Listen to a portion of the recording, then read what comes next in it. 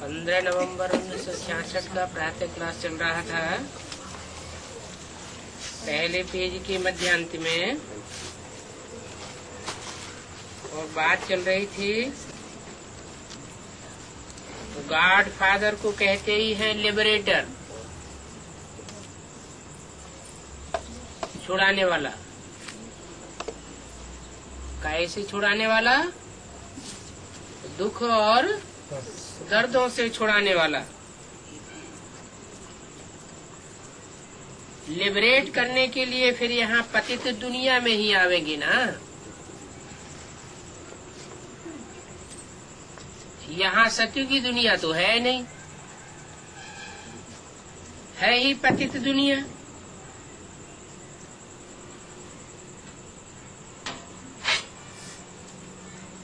ये दुनिया तमो प्रधान है। पर जब सतो प्रधान बनती है तब नई दुनिया में जा सकते हैं। बाकी जो यहाँ नहीं आते हैं वो सब शांति धाम में रहते हैं। कहाँ नहीं आते हैं?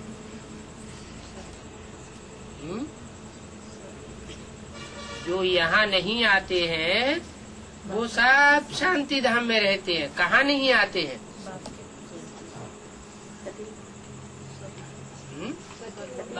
यहाँ बाप के सामने नहीं है।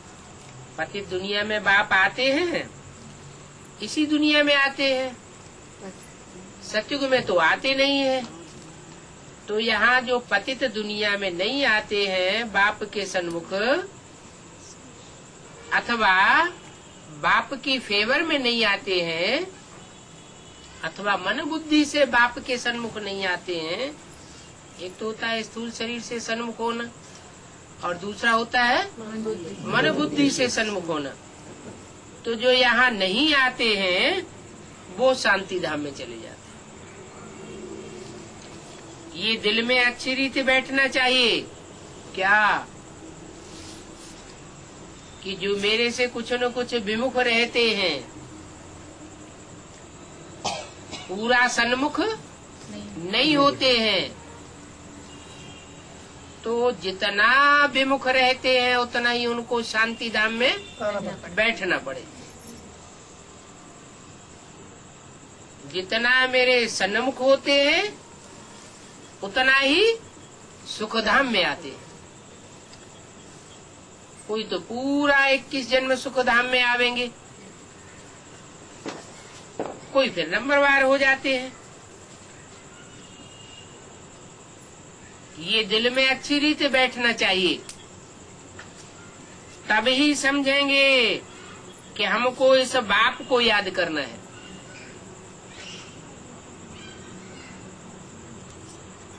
किस बाप को? जो इस पतित पुरानी दुनिया से लिबरेट करने आया है,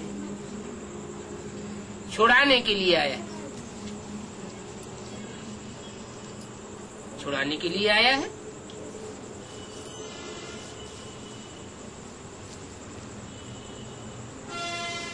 दुनिया से छुड़ाने के लिए आया है, पतित दुनिया से छुड़ाने के लिए आया है। और कोई न छोड़े। जैसे कहते हैं न, पेड़ को पकड़ लिया, पेड़ को पकड़ लिया और फिर कहे ये पेड़ मेरे को नहीं छोड़ता, तो असलियत क्या हुई? पेड़ नहीं छोड़ता या पेड़ को मैं नहीं छोड़ता? छोड़े तो छूटे। इसमें क्या भगवान करेगा और क्या कोई दूसरा करेगा? तो बोला समझेंगे कि इस बाप को हमें याद करना है। किस बाप को याद करना है? जो जिसकी याद हमको छुड़ाने वाली है, लिबरेट करने वाली है, स्वतंत्र बनाने वाली है। नहीं तो क्या होता है, जिसको हम भूलना चाहते हैं वो बार बार याद आ जाता है। कोई देहधारी को याद नहीं करना है। अगर अभी मैं आया हुआ हूँ और फिर भी देहधारियों को याद करते रहेंगे तो क्या घाटा होगा? घाटा क्या होगा? कुछ घाटा होगा या नहीं होगा? जो ऊंची से ऊंची प्राप्ति होनी चाहिए वो ऊंची से ऊंची प्राप्ति नहीं हो पाएगी। बाप तो विदेही है, विमाना विपरीत, देही देह को धारण करने वाले शरीर के विपरीत है। विदेही है माना निराकारी है, वो तो सदा ही शिव है, ज्योति बिंदु है, वो कभी भी देह के बंधन में बंधता नहीं है। इस दुनिया के बंधन में भी नहीं बंधता, इस सृष्टि के चक्कर में भी नहीं आता। 84 के चक्कर में आता है क्या?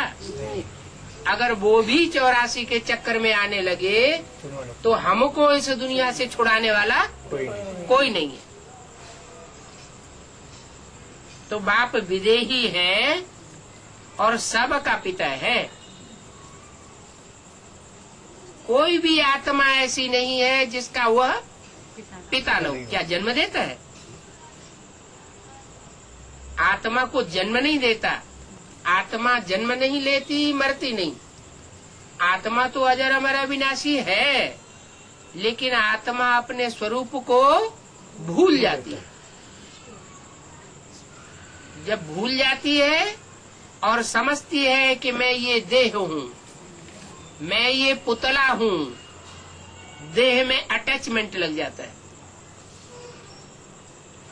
अपनी देह में भी अटैचमेंट लगता है और दूसरे की देह में भी अटैचमेंट लगता है।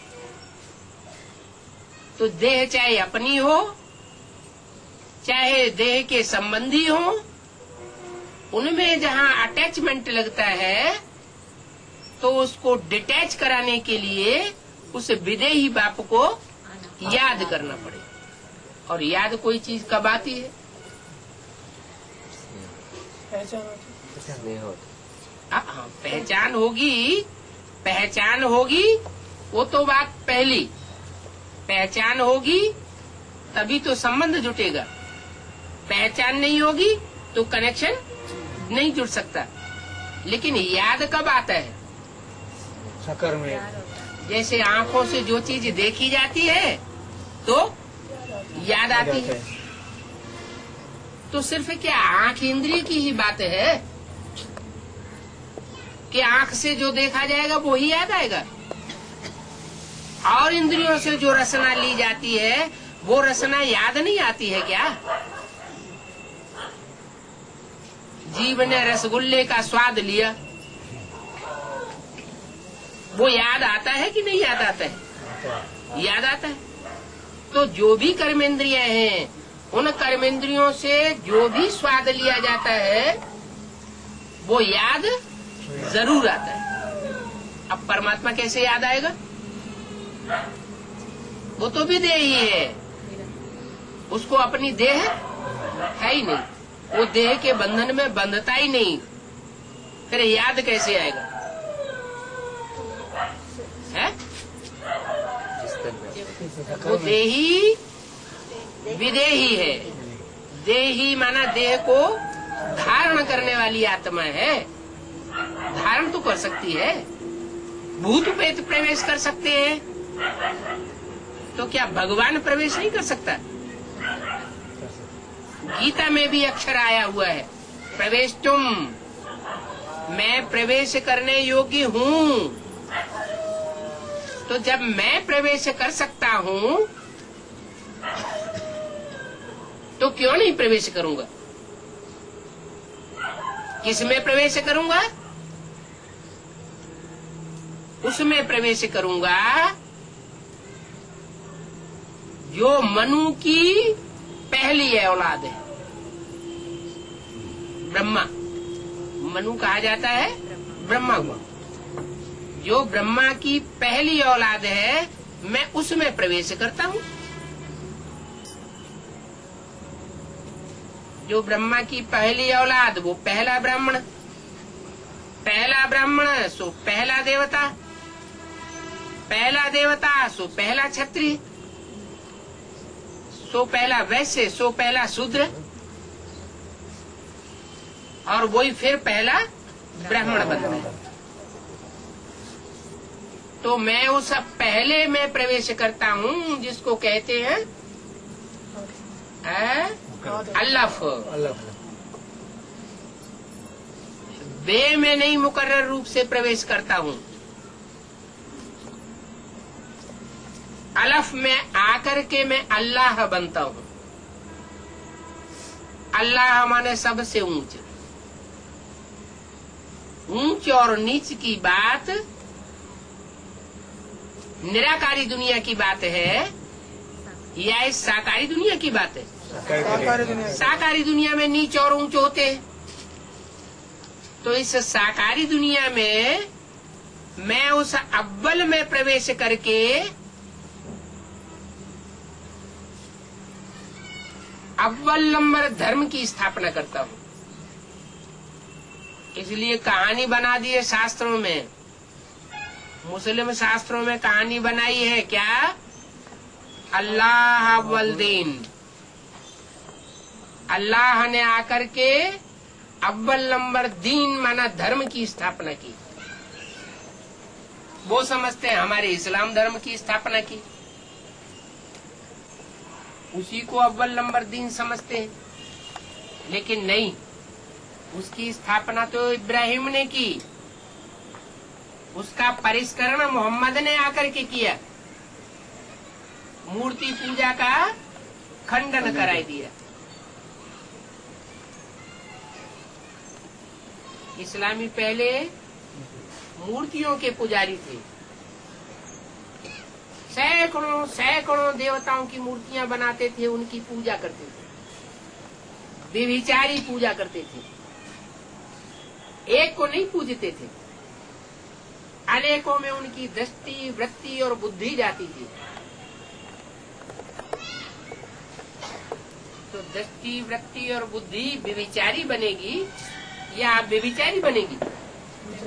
आप व्यभिचारी बन ही नहीं सकती, क्योंकि जैसे कोई याद करेंगे वैसा ही बनेगा। एक को याद करेंगे, जैसे कोई पतिव्रता स्त्री होती है, एक पति में अगर उसकी बुद्धि जाएगी तो उसका सतीत्व में पावर आएगी। अगर अनेकों में बुद्धि जाएगी तो उसका सत्य नष्ट हो जाता है। तो भक्ति मार्ग में कहते हैं पति परमेश्वर। अब हर स्त्री का पति कोई परमेश्वर तो होता नहीं, नाम ही है परम ईश्वर। कैसा ईश्वर? परम, बड़े ते बड़ा, ऊंच ते ऊंच। तो वो तो एक ही होगा। ये हर स्त्री का पति परमेश्वर होगा? एक ही हो सकता है। और वो एक जो परमेश्वर है वो परम पिता भी है, परम ईश्वर है, परम पति भी है। वो पिताओं का भी पिता है और पतियों का भी पति है। कब? जब ये सृष्टि बिल्कुल पतित बन जाती है, तब वो आकर के हम आत्माओं के साथ अनेक प्रकार के संबंध जोड़ता है। जिस आत्मा को जिस तरह की जो भी प्यास हो, सब की आकर के इच्छा पूर्ण करता है। लेकिन इच्छाओं में जितना ही व्यभिचार होता है, उतनी ही प्राप्ति में कमी हो जाती है। और जितना अव्यभिचारी इच्छाएं होती है, उतनी ही प्राप्ति जास्ती होती है।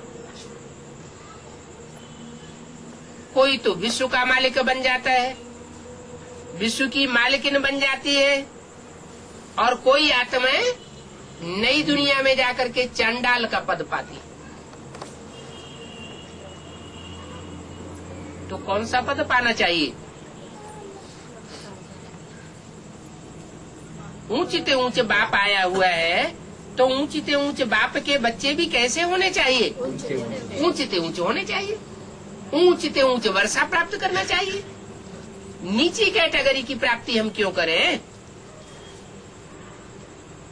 तो नंबर बन जाते हैं। कोई आत्माएं 84 जन्मों का पूरा सुख भोगती है, सिर्फ आखिरी जन्म में थोड़े समय के लिए जाकर गिरती है। क्योंकि थोड़े समय के लिए भी अगर गिरना नहीं होगा तो फिर उठना कैसे होगा? रात नहीं होगी तो दिन का कोई मूल्य नहीं होगा।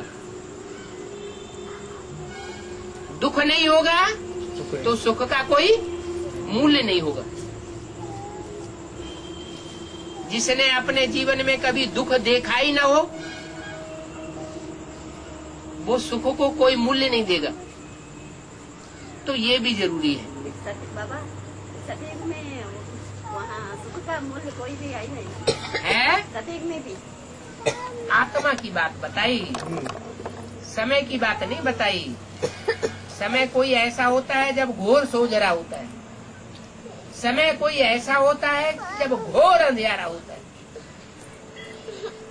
सूर्य भी रात्रि के 12 बजे एकदम अपोजिट में चला जाता है, रोशनी का नाम निशान नहीं। थोड़ी बहुत सितारों की रोशनी रहती है, उसमें भी अगर बादल आ जाएं चारों तरफ से तो वो भी छिप जाते हैं, घोर अंधेरा हो जाता है। तो टाइम की बात नहीं बताई, आत्मा की बात बताई कि आत्मा कभी दुख भी भोगती है और कभी सुख भी भोगती है। जिसने पूरा दुख नहीं भोगा होगा वो पूरे सुख का अनुभव नहीं ले सकेगा। इसलिए कम से कम एक जन्म के लिए दुख भोगना जरूरी है। तो हर आत्मा, कोई आत्माएं तो ऐसी होती हैं जो द्वापर युग के आदि से ही पतन में आ जाती है, जैसे इस्लाम धर्म। इब्राहिम आया तो पतित में प्रवेश करेगा या पावन में प्रवेश करेगा? जो भी ऊपर से आत्माएं आती है उस समय सृष्टि की जो पतित से पतित आत्मा होती है उसमें प्रवेश करती है। तो द्वापर के आदि में कौन पतित बिना? कौन सी आत्मा होती है जो पतित बनती है? इब्राहिम का जो भी आधार मूर्त है वो जास्ती पतित बनता है। बीज उतना पतित नहीं बनता, आधार जास्ती पतित बनता है। बीज माना बाप, आधार माने माँ। वैसे भी दुनिया में देखा जाए, आज दुनिया में माताएं ज्यादा गिरी है नीचे या पुरुष ज्यादा नीचे गिरे हैं? माताओं की तो पूरी ही दुर्गति कर दी इस समाज ने। तो माताएं आधार बनती हैं सृष्टि रचना में। ये है बेहद की रचना। ऊपर से जो भी आत्माएं आती हैं धर्म पिताओं की, वो बीज हैं, सूक्ष्म बीज, और जिसमें प्रवेश करते हैं वो है आधार। उन आधारों को भी जन्म देने वाला कोई बीज अलग होता है। वो बीज पावरफुल होता है, इसलिए उतना पतित नहीं बनता जितना आधार पतित बनता है। शक्ति कम होती है तो सुख कम भोगा जाता है, और शक्ति ज्यादा होती है तो सुख जास्ती भोगा जाता है। तो बीज जो है वो ज्यादा पावरफुल होते हैं। उनके मुकाबले वृक्ष की जो जड़ें हैं उनमें कम पावर होती है। तना भी होता है, टहनियां भी होती है, पत्ते भी होते हैं, सबकी अपनी अपनी पावर है। सारी मनुष्य सृष्टि का जो बीज होता है वो एक है, जिसे हर धर्म में मान्यता है। मुसलमान लोग हैं उसको आदम कहते हैं, अंग्रेज लोग उसको एडम कहते हैं, जैनी लोग उसको आदिनाथ कहते हैं, हिंदुओं में उसे आदिदेव कहा जाता है। सोमा आदिदेव है, पुरुष है, पुराण। तो जो आदि बीज है वो सबसे जास्ती पावरफुल है, नंबर 12 है। लेकिन ये बनते कब हैं? पावरफुल या कमजोर? आत्मा तो जन्म लेती नहीं है, आत्मा तो अजर अमर विनाशी है। फिर तुम आत्मा रूपी बच्चे, बाप के बच्चे कैसे बने? पैदा कब हुए? आत्मा जन्म नहीं लेती, आत्मा अपने स्वरूप को भूलती है। देह में देह के सुख भोगते भोगते अपन को देह समझ बैठते हैं। अपनी देह से सुख भोगते हैं, दूसरों की देह से सुख भोगते हैं, तो दूसरों को अपना समझ बैठते हैं। वास्तव में इस सृष्टि में अपना तो एक शिव बाबा और दूसरा न कोई। नजारा भी दिखाई दिया यज्ञ के आदि में। क्या नजारा दिखाया? जो 7 तालों के अंदर बंद की जाती रही, इतना प्यार करते थे। ये मेरी पत्नी है, ये मेरी बेटी है, ये मेरी बहन है, बहुत अच्छी है। जब हिंदुस्तान पाकिस्तान का झगड़ा हुआ, खून की नदियां बही, खून रेजी हुई, तो सब छोड़ करके भाग गए। तो धोखा देना हुआ ना, पता चल गया ना कौन किसको कितना प्यार करता है। सब छोड़ के भाग गए, और जो 7 तालों के अंदर बंद थी वो परमात्मा बाप के पास कराची में पहुंच गई। उनको साक्षात्कार कराई दिया बुद्धि से। क्या इस दुनिया में कोई अपना, वो तो एक छोटा सा नजारा था, भारत के अंदर की बात थी। और अभी क्या होना है? सारी दुनिया में अभी तो बड़ा खेल होने वाला है। इतना बड़ा खेल होगा कि जिसमें बाप बाप नहीं रहेगा, माँ माँ नहीं रहेगी। आज की भी दुनिया में देखा जा रहा है, अखबारों में भी छप चुका है। वहां जाके दरियाफ्त भी कर सकते हैं। उड़ीसा में ऐसा अकाल पड़ता है कभी कभी कि माताएं अपने बच्चों को बेच देती हैं कसाईयों को, और वो होटल में ले जाके उनको काट देते हैं। उनका गोश्त परोसा जाता है और वो अपना पेट भरती है उन पैसों से। तो संबंध कहाँ गए? कोई संबंध रहा? इस दुनिया के सारे संबंध झूठे हो गए। अब सारे संबंध झूठे हो गए तो बाप क्यों सर्व संबंधी बन करके आया हुआ है?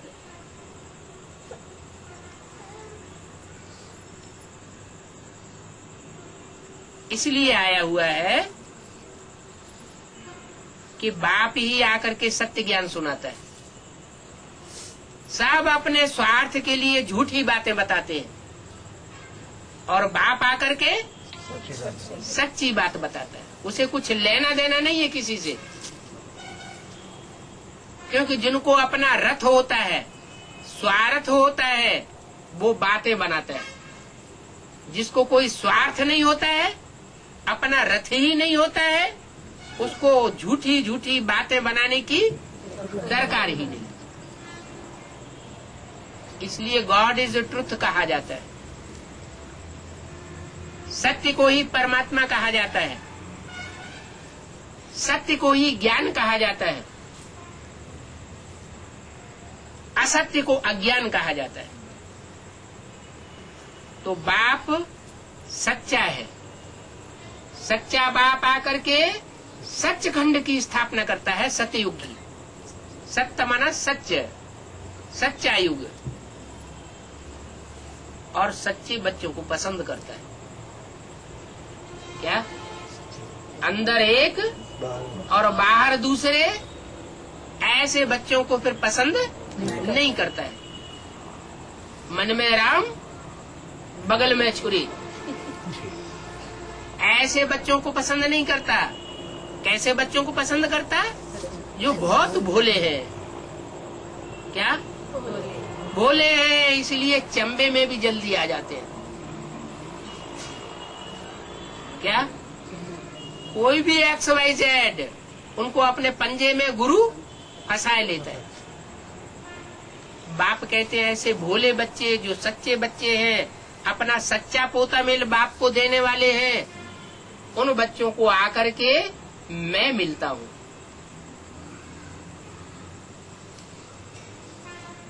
गायन है घर बैठे भगवान मिला। पूरी प्राप्ति उनको होती है अगर दिल के सच्चे हैं। सच्चे दिल पर साहब राजी। उसे सच्चाई बहुत प्रिय है। क्यों? सच्चे को सच्चाई प्रिय है और झूठे को झूठी बात प्रिय होती है।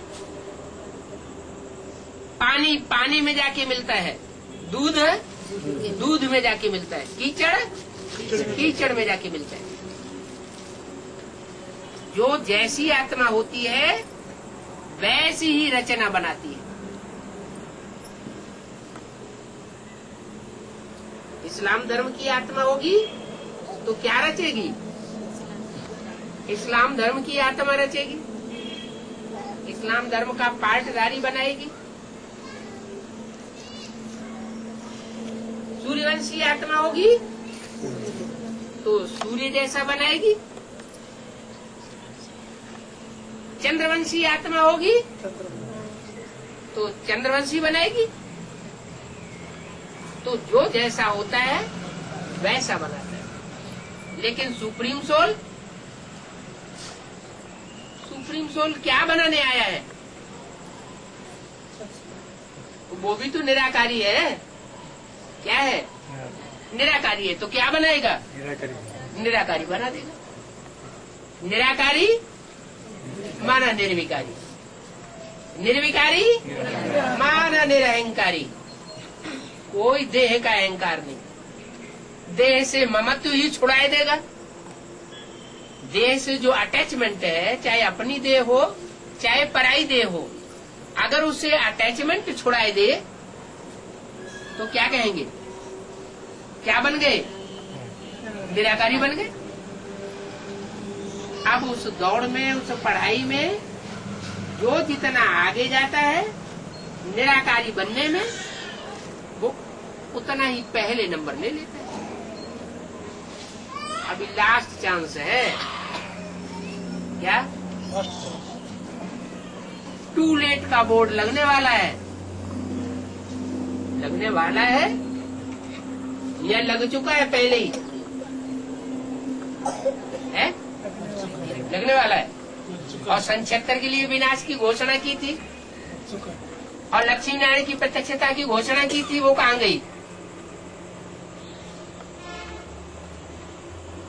बोला था आज से 10 वर्ष कम 5000 वर्ष हुए जब लक्ष्मी नारायण का जन्म हुआ। तो कौन से सन के लिए बोला? 76 के लिए बोला। तो 76 में जो ऊंचे से ऊंचे पाठधारी है, क्या वो प्रत्यक्ष नहीं हुए? प्रत्यक्ष हुए। तो उस फर्स्ट पार्ट के लिए टू लेट का बोर्ड लगा या नहीं लगा? लग गया। वो तो दुनिया का पहला जोड़ा हुआ। उसके बाद दो आत्माओं की प्रत्यक्षता तो हुई, टू लेट का बोर्ड लग गया। उसके बाद तीसरे के लिए भी बोलना शुरू किया। पहले बोलते थे 2 सीट भर गई है, फिर बोला 3 सीट फिक्स हो गई है। तो तीसरी सीट कौन सी हुई?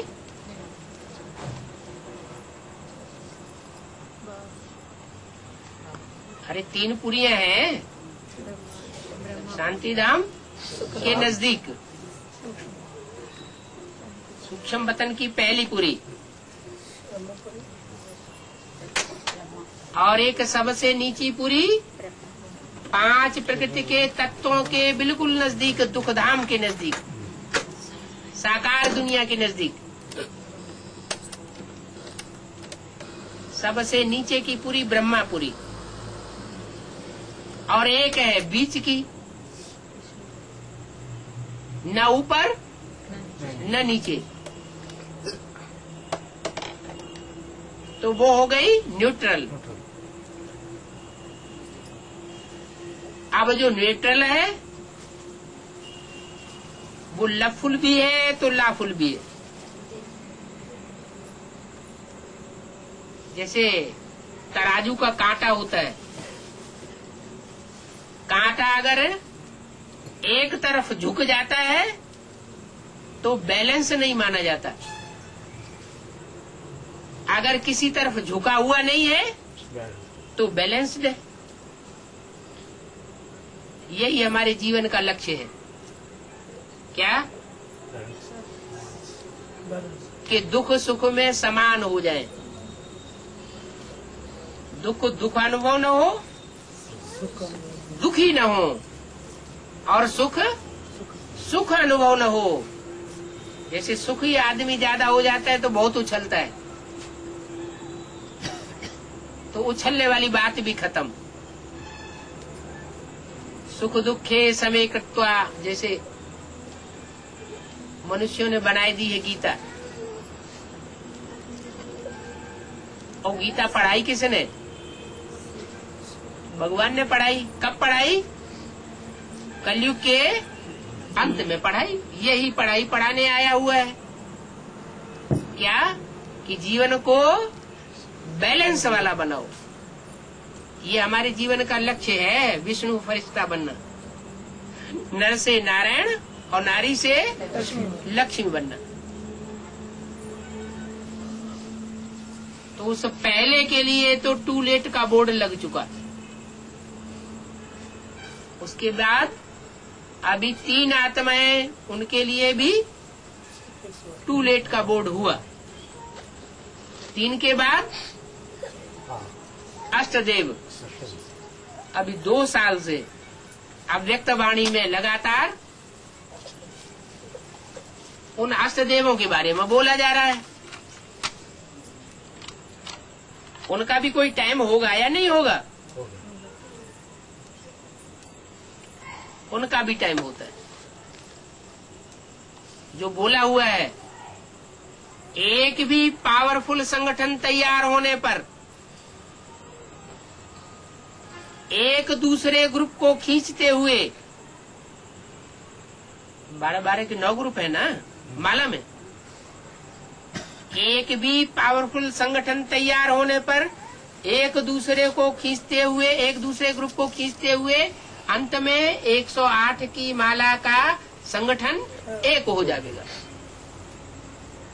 तो एक होना है या ऐसे ही चलता रहेगा?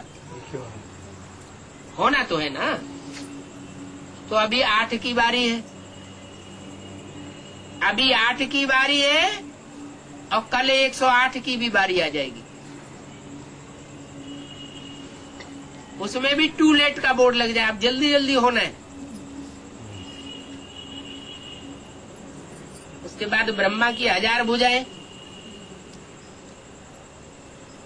जो तन से, मन से, धन से पूरी सहयोगी बनती हैं।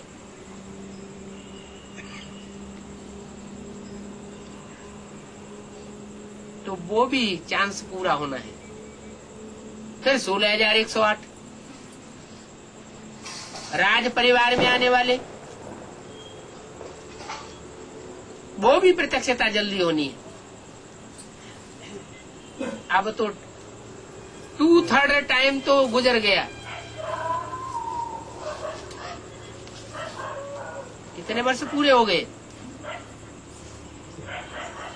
36-37 से लेकर के 2005 तक कितने वर्ष हुए हैं? 70 आज 69 ईयर्स पूरे होने जा रहे हैं। उसमें भी राधा कृष्ण जैसे बच्चों का जब जन्म होना शुरू हो जाएगा, उस समय तो पुरुषार्थ करने जैसी कोई बात ही नहीं रहेगी। अभी है पुरुषार्थ करने की बात, क्योंकि अभी 500 करोड़ की दुनिया भी मौजूद है। 500 करोड़ की दुनिया के संग के रंग में आते हुए फिर हम तीव्र पुरुषार्थ करें, भगवान की ओर आगे बढ़ने का, तो प्राप्ति ज्यादा है। क्योंकि अभी बाप गुप्त है। गुप्त को जिसने पहचान लिया वो ही पक्का पुरुषार्थी। इसलिए ऋषियों महर्षियों ने भी अमृत वेले का टाइम चुना है पुरुषार्थ के लिए, कि सूर्य निकलने से पहले जो पुरुषार्थ होता है वो ही असली पुरुषार्थ, वो फाउंडेशन वेला है। वो तो हद की बात हो गई। अभी प्रैक्टिकल में ज्ञान सूर्य संसार में प्रत्यक्ष होने वाला है। प्रत्यक्ष हो जाएगा फिर पुरुषार्थ करने का कोई उतना महत्व तो नहीं रह जाएगा। अभी महत्व है, लास्ट चांस है, तो लास्ट चांस ले लेना चाहिए। क्या दुनिया में आकर्षण भी बहुत है। जो पैसे कमाने में लगे हुए हैं वो बैंक बैलेंस बढ़ाते ही चले जा रहे हैं।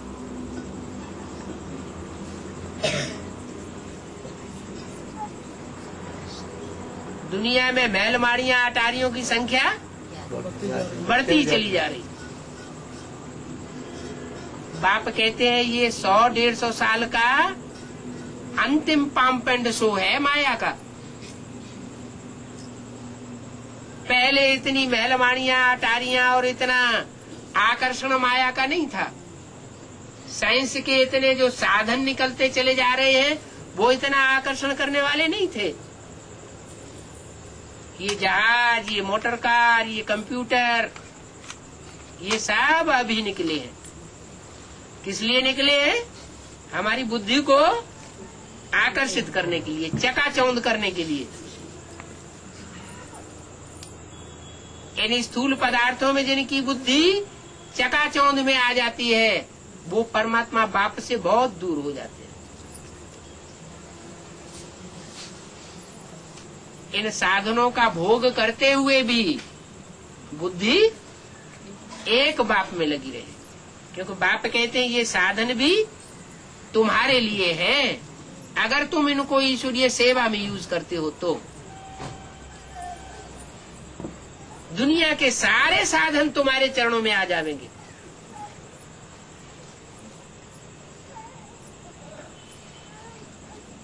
यज्ञ की कल वाली जो दीदी दादियां दादाएं जो काखागा नहीं जानते हैं, लौकिक पढ़ाई का जानते थे,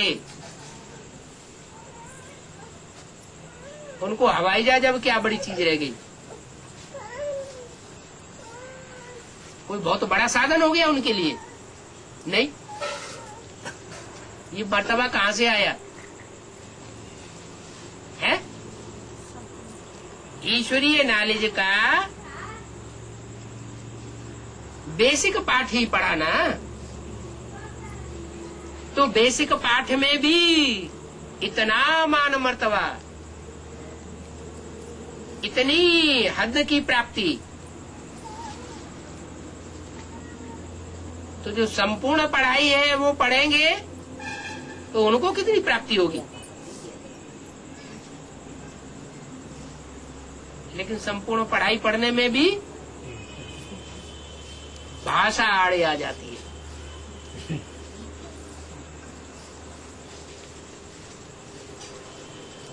मिसाल तो सब तरह के मौजूद हैं। ऐसे भी मिसाल मौजूद है जो बूढ़ी बूढ़ी माताएं भी हिंदी बोलना बहुत जल्दी सीख लिया। लगन की बात है, या यूं कहें कि पूर्व जन्मों के हिसाब किताब की बात। पूर्व जन्मों में जिन्होंने 63 जन्म उत्तर भारत में जास्ती जन्म लिए होंगे रामकृष्ण वाली आत्माओं के साथ, कारण या कारण कुछ ऐसी बात हुई जिससे वो आखिरी जन्म में जाकर के दक्षिण भारत में जन्म लेते हैं या विदेश में जन्म लेते हैं आखिरी जन्म में।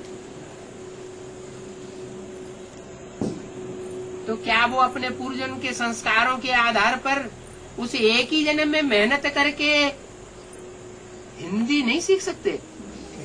सीख लेते, क्योंकि उनका अनेक जन्म का लगाव लगा पड़ा है। तो उनमें दृढ़ता आ जाती है और दृढ़ता सब कुछ करा लेती है। दक्षिण भारत की माताएं भी अगर इस बात पर दृढ़ हो जाएं कि हमें रोज क्लास करना है, संगठन में बैठना है और हिंदी ही बोलनी है, दूसरी भाषा नहीं बोलनी, क्लास में नहीं बोलनी है।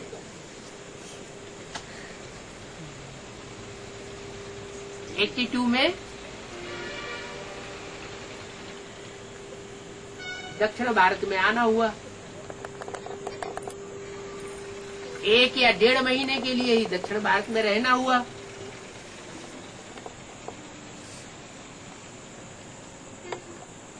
अंग्रेजी बोलना बिल्कुल नहीं आता था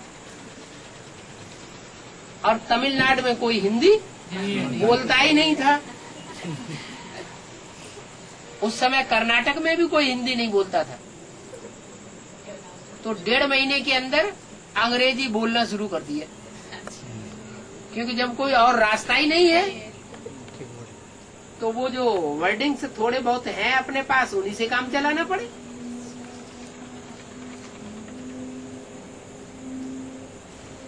तो करने से सब कुछ हो जाता है। ऐसी सोसाइटी हमको बनानी है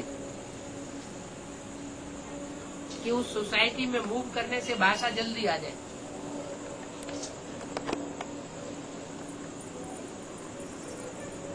तो असंभव को संभव करने का युग है संगम।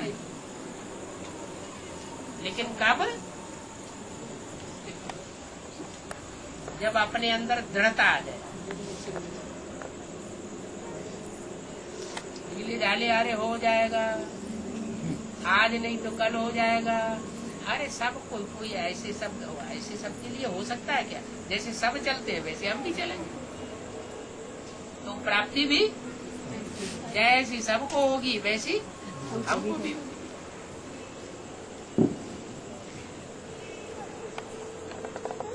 तो बोला विदेही बाप सबका पिता है और सबको विदेही बना करके छोड़ेगा। सबको निराकारी स्टेज में जाना है। जो जितनी जल्दी निराकारी स्टेज में जाएगा, देह और देह के संबंधों से परे हो जाएगा।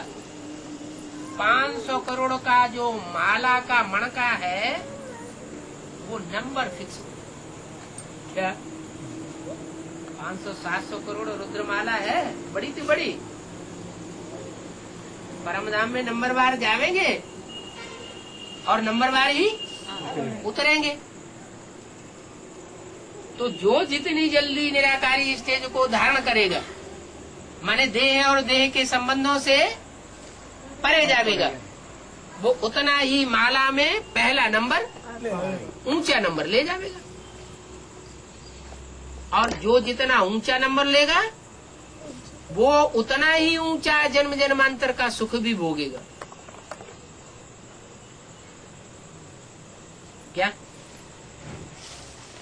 नीचे मणका तो नीचा सुख परसेंटेज में, और ऊंचा मणका तो ऊंचा सुख परसेंटेज में। पहले जन्म की जो प्रजा होगी 9 लाख प्रजा होगी ना सतयुग में, वो प्रजा की भी कोई विशेषता होती है। उनमें भी जो 4.5 लाख होंगे जन्म देने वाले, उनकी तो विशेषता की बात ही मत पूछो। क्यों?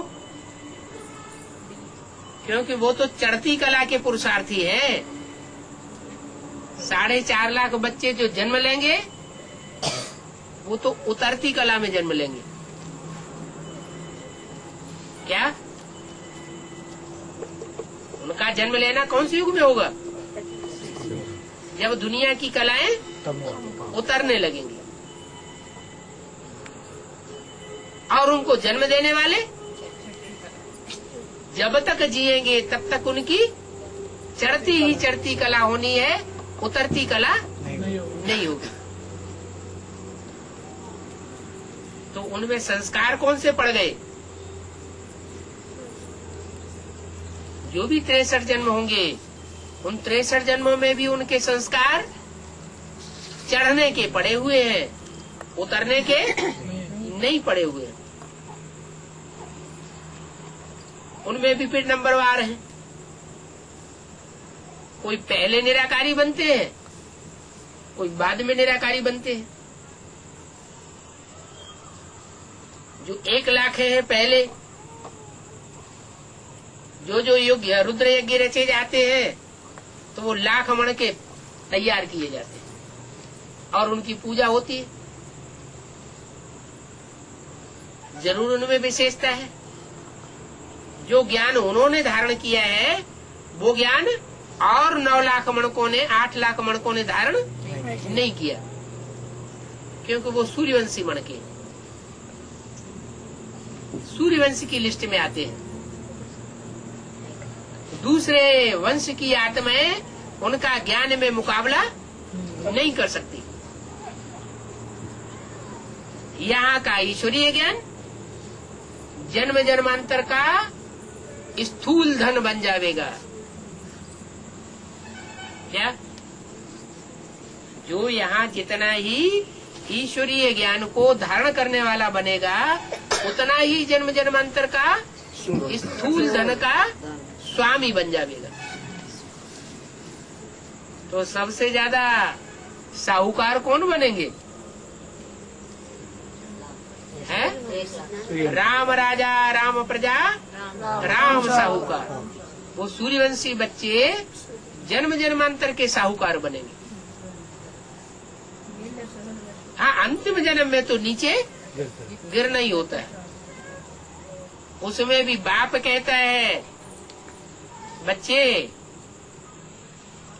मेरा पार्ट तो अलग है, मैं तो सबका बाप हूँ, गरीबों का भी बाप हूँ, क्योंकि गरीब निवाज बन करके मुझे आना है।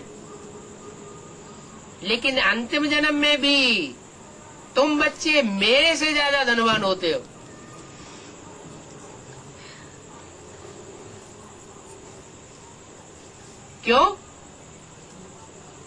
क्यों धनवान होते हो? क्योंकि बाप को प्रत्यक्ष करने के निमित्त बच्चे बनते हैं। बाप अपने आप अपने को प्रत्यक्ष नहीं करता, बच्चों को प्रत्यक्ष करने के लिए बाप निमित्त बनता है। लेकिन बाप को कौन प्रत्यक्ष करते? बच्चे प्रत्यक्ष करते। भले बाप अपना काम पहले कर लेता है, बच्चों को पहले प्रत्यक्ष कर देता है, लेकिन आखिरीन तो बच्चों को प्रत्यक्ष, वो बाप को प्रत्यक्ष करने के लिए कोई निमित्त बनते हैं ना। जो बच्चे निमित्त बनते हैं उनका उतना ही ऊंचा पद बन जाता है। तो वो बाप है विदेही सबका पिता, वो एक ही है जो सबका पिता है। और पिताएं होते हैं, अपने अपने बच्चों के बाप होते हैं, और वह बाप सबका एक ही है। बाप तो है ही निराकार। कोई को समझाने का शौक रखना चाहिए। क्या बात समझाने का शौक रखना चाहिए। जो भी ज्ञान की गहराइयां हैं, वो ज्ञान की गहराइयां दूसरों को समझाने का पूरा शौक होने चाहिए। खुद समझा हुआ होगा तो दूसरों को भी समझाने का उमंग उत्साह आवेगा। प्रदर्शनी में बाकी लोग आते हैं, सर्विस में तुम बच्चों को जोश और उल्लास रहता है। क्या कहा? जोश और उल्लास बढ़ेगा कब? अगर हम सर्विस फील्ड में रहेंगे तो हमारा उमंग उत्साह बढ़ता रहेगा। क्यों बढ़ता रहेगा? हम डागली सर्विस में रहे हैं तो क्यों नहीं बढ़ेगा? वो सेवा नहीं है क्या? समाज की सेवा नहीं है? हैं? क्यों? वो भी तो समाज की सेवा है। हाँ, वो समाज की सेवा तो है, लेकिन वो सेवा तो हम 63 जन्म से करते आए, लेकिन दुनिया तो नीचे गिरती चली गई। और वो हम स्वार्थ पूर्वक सेवा करते आए, अपने पेट के लिए, अपने रथ के लिए। और ईश्वरीय सेवा इस रथ के लिए प्राप्ति वाली नहीं है। ईश्वरीय सेवा भविष्य 21 जन्मों के लिए है, और भविष्य 21 जन्मों के आधार पर 63 जन्मों का भी हिसाब किताब ऑटोमेटिक बन जाता है। 21 जन्मों के लिए जिसने जैसा पुरुषार्थ किया होगा, वैसा ही 63 जन्मों का पुरुषार्थ करने का मादा आत्मा में तिरोहित हो जाता है। हर जन्म में पुरुषार्थ करेगा, अगले जन्म में प्राप्ति करता रहेगा। तो ये मादा कहाँ से फाउंडेशन पड़ा? संगम युग में फाउंडेशन पड़ता है। तो शौक रखना चाहिए। उमंग में, उल्लास में रहने के लिए सेवा बहुत जरूरी है। क्यों उमंग उत्साह बढ़ता है इतना? क्योंकि सर्वसेवल बच्चों को बाप याद करता है। दुनिया बाप को याद करती है, और बाप किसको याद करता है? सर्वसेवल बच्चे। तो जो सर्वसेवल बच्चे हैं, उन बच्चों को बाप की याद का बल मिल जाता है। हम बच्चे तो जितनी पावर है उतना याद करते हैं, और बाप तो सर्वशक्तिवान है। वो अगर सर्वसेवल बच्चों को याद करता है तो उन बच्चों को तो याद की बहुत पावर मिल जाती है, इसलिए उनका उमंग उत्साह ऑटोमेटिक बढ़ जाता है। यहाँ भी बाप को घड़ी घड़ी भूल जाते हैं। प्रदर्शनी में सर्विस करते रहेंगे तो बाप की याद कभी भूलेंगे नहीं। क्या? तो क्या करें? जड़ चित्रों की प्रदर्शनी तैयार करें, है? जो बेसिक नॉलेज में करते रहे। क्या करें? और जड़ चित्र बनाए हैं? वो तो बेसिक नॉलेज की बात हो गई। बच्चों को जड़ चित्रों के ऊपर समझाया जाता है। काका गागा सिखाना है ना, तो का माने कबूतर बना के रख देंगे, खा माना खरगोश बना के रख देंगे। ये तो बच्चों वाली बात हो गई। यहाँ जड़ चित्रों की प्रदर्शनी की बात नहीं है। एडवांस नॉलेज में कौन सी प्रदर्शनी दिखानी है? चैतन्य चित्रों की प्रदर्शनी। वो चैतन्य चित्रों की प्रदर्शनी सन 76 से ही बनना शुरू हो गई। एडवांस नॉलेज शुरू हुई और चैतन्य चित्रों की प्रदर्शनी भी शुरू हो गई। पहले 2 की, फिर 3 की, फिर 8 की, फिर 108 चित्र बढ़ जाएंगे, फिर चित्रों की संख्या बढ़ती जाएगी। तो क्या करना चाहिए? प्रदर्शनी में सर्विस करते रहेंगे तो बाप की याद भूलेगी ही नहीं।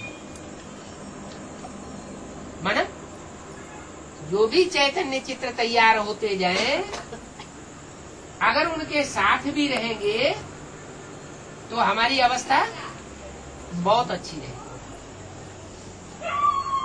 प्रदर्शनी को वो चैतन्य चित्र समझाते रहे, जो सामने आए उन चित्रों का परिचय देते रहे।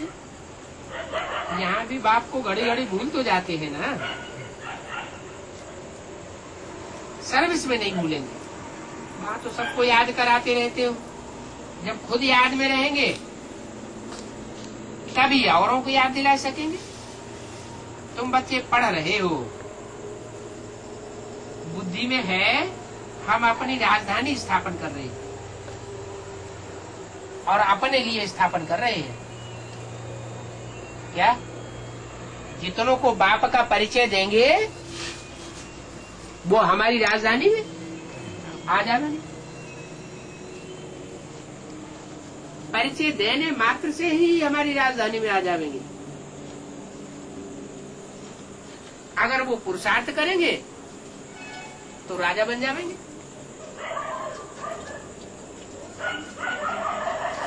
अपनी राजधानी तुम स्थापन कर रहे हो, ये याद रहने से तुमको बहुत जोश रहेगा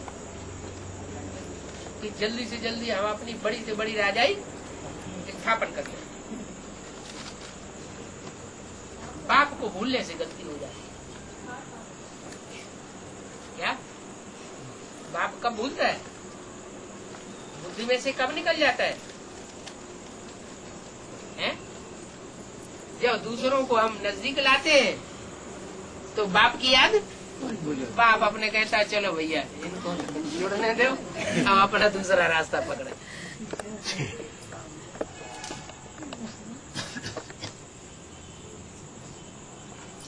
तो बाप कहते हैं कभी मत भूलो,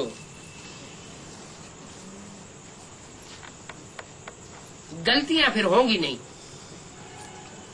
अभूल बनेंगे तो गलती नहीं होगी। देवताओं से भूल नहीं होती और मनुष्यों से भूल होती है। मनुष्य भूलों का पुतला है। क्यों? क्योंकि मन को कंट्रोल नहीं कर पाता। मन रूपी घोड़ा लगाम से कंट्रोल से बाहर हो जाता है, उसको कहते हैं मनुष्य। अगर मन को कंट्रोल कर लिया तो देवता बन जाता है। तीन मूर्तियों में मन कौन है? ब्रह्मा। मन को कौन कंट्रोल करेगा? बुद्धि। बुद्धि कहती है ना ये करना चाहिए, ये नहीं करना चाहिए, ये श्रेष्ठ है, इसका संग करना चाहिए, ये निष्कष्ट है, इसका संग नहीं करना चाहिए, ये धोखेबाज है, इसका संग करना चाहिए, ये सदा का दोस्त है, इसका संग करना चाहिए। तो बुद्धि फैसला कर देती है क्या राइट है, क्या रंग है। बुद्धि को हम अगर आगे रखेंगे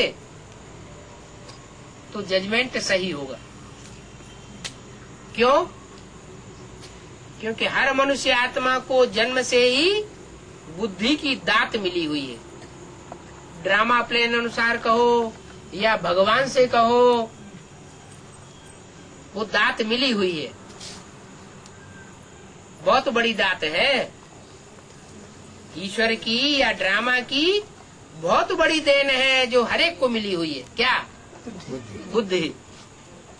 तो जो ईश्वरीय देन मिली हुई है उस ईश्वरीय देन का उपयोग करना चाहिए ना,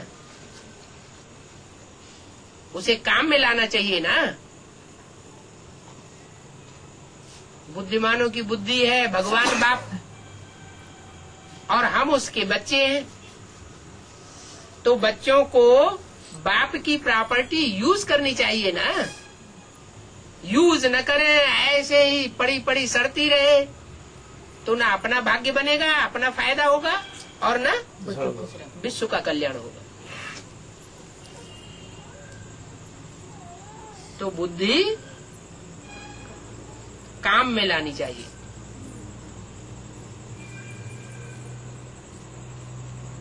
ये बुद्धि सर्वोपरि चीज है, संस्कारों को भी परिवर्तन कर सकती है। संस्कार भी परिवर्तित होते हैं, जन्म जन्मांतर के संस्कार हैं, कोई में चोरी के संस्कार है, लेकिन बुद्धि से सोच तो सकता है कि ये संस्कार कैसे पक्का हो गया। एक बार चोरी करता है, बुद्धि तीव्र गति से उसका विरोध करती है, ऐसा नहीं करना है। फिर दूसरी बार चोरी कर लेता है तो थोड़ी तीव्रता घट जाती है। फिर तीसरी बार चोरी कर लेता है फिर बुद्धि की तीव्रता और घट जाती है। फिर 4 बार, 5 बार, 8 बार, 10 बार फिर चोरी की आदत पड़ जाती है। वो आदत जो है वो अंत मते सो गते, चोरों के घर में ही जन्म मिल जाता है।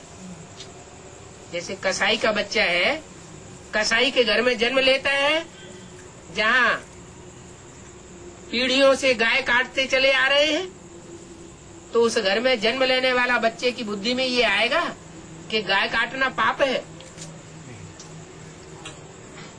जब वो पहली बार गाय काटेगा वो बच्चा, तो उसकी बुद्धि में ये आएगा, बुद्धि उसकी अपोजिशन करेगी कि गाय को नहीं काटना चाहिए, नहीं करेगी, क्योंकि उसके संस्कार पक्के हो चुके हैं।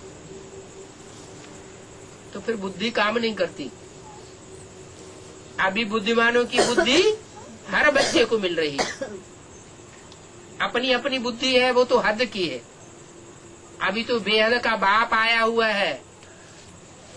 क्या, किस रूप में आया हुआ है? बुद्धिमानों की जो बुद्धि है उस रूप में आया हुआ है, जिसको कहते हैं त्रिनेत्री। तो अपनी अकल काम न करती हो तो क्या करना चाहिए है? अपनी अकल अगर काम नहीं करती है तो जहाँ से अकल मिलती है वहाँ से अकल ले लेना चाहिए। ओम शांति।